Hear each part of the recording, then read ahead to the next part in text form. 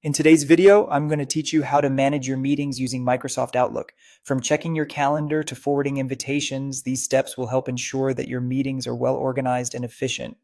Managing your calendar effectively can make a significant impact on your productivity and enhance your scheduling capabilities. We'll cover the basics of accessing your Outlook calendar, selecting a meeting, forwarding an invitation, and updating attendees.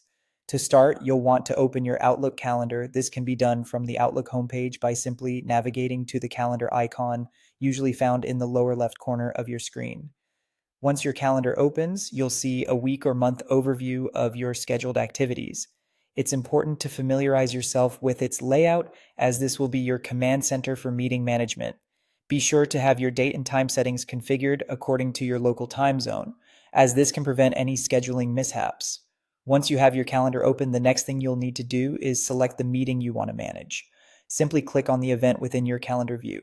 This action will open up a detailed view of the meeting, providing essential information such as the agenda, the attendees list, and any attached documents. If there are multiple meetings in a day, double check to ensure you've selected the correct one. This step allows you to review and confirm the meeting details before making any changes. Now that you have your desired meeting open, you're ready to take the next step, forwarding the meeting invitation. Right-click on the meeting event within your calendar. This context menu will pop up with several options, and you'll want to select the option to forward. This is particularly useful if you need to inform additional individuals of the meeting with a formal invitation. Forwarding is also a helpful tool if someone temporarily loses access to their original invite, as it allows them to quickly regain all the necessary details. The last step is adding attendees to your meeting if additional participants are required. This is done by opening the meeting again and finding the Add Attendees section. Here you can type in the email addresses of any individuals you want to invite and then send out an updated meeting invitation. Be sure to review the new attendees and adjust any logistics as needed.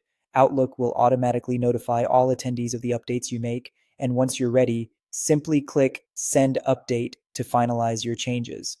These tips should guide you through managing your meetings with ease in Microsoft Outlook. By staying organized and leveraging these scheduling tools, you'll find yourself well equipped to handle any meeting scenario. Thank you for watching, and don't forget to subscribe.